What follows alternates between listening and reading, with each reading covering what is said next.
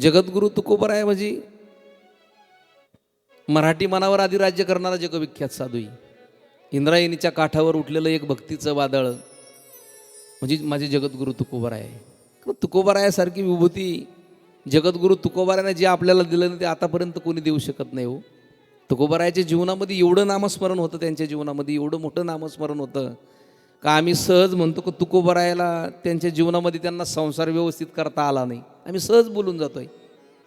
पण तुकोबरायानं त्यांच्या जीवनामध्ये नामस्मरणाची एवढी मोठी ताकद उभी केली होती तुकोबरायानं, तर तुकोबरायानं जे साध्य केलं होतं ना जीवनामध्ये ते आतापर्यंत कोणी साध्य करू शकलं नव्हतं. कारण नामस्मरणाची एवढी मोठी ताकद होती तुकोबरायाची.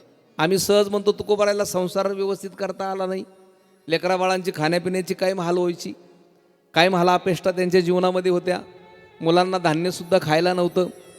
पण तुकोबरायाची ताकद जी तयार झाली होती ती तुमच्या आमच्या दृष्टीनं दिसणारी नव्हती.